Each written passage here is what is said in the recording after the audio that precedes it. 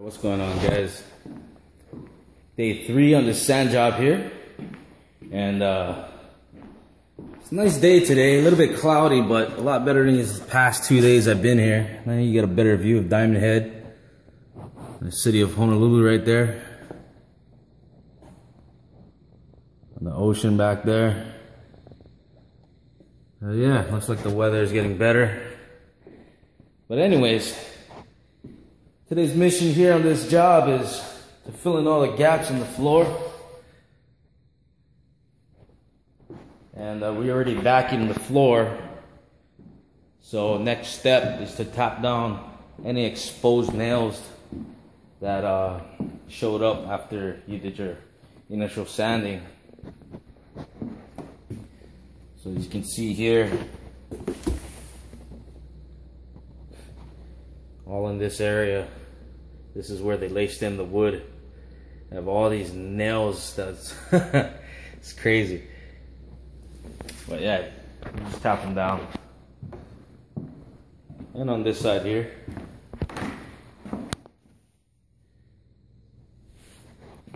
and after you do that, we can start mixing our wood filler here. What we're going to be using is wood flour cement and our wood dust that we got from sanding. So here it is. Right, now here's the wood filler that we're going to be mixing up. So like I said, we're using wood flour cement. This is made by Glitza Finishes, and our sawdust here. And when you do this, you want to use the finer sawdust, and this is from the edger, and I was edging, and it's a lot finer sawdust compared to the drum dust here. This is sawdust from the drum. You can tell, you know, look at it, how thick that is and how it just sticks together. It's not really good when you're mixing this stuff. So this is what you want to use here. We're just gonna pour some in.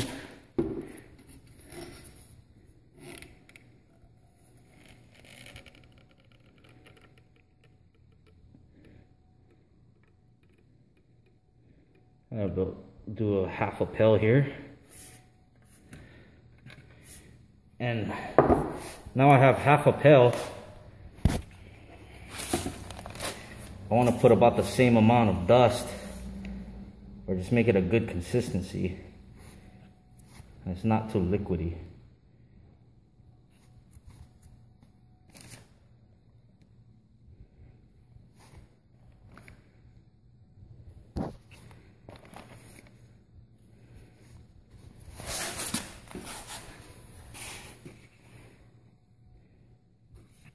Mix this up here. All right, now that we got this mixed up, we can start filling in the gaps here, like this one. So you just take some,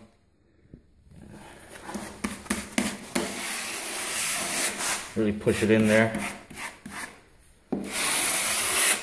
Make sure that you don't leave any clumps, and you smooth it out correctly. Leaving stuff like this behind and you let it dry can ruin your sandpaper. So you want to make sure you smooth it out very well,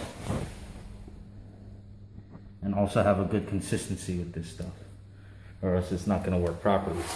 Sometimes on a floor that has, or in certain parts of the floor where you have big gaps or big nail holes, you may have to do 2 applications, 3 applications of this stuff, just so you can get it to sit nice and flush.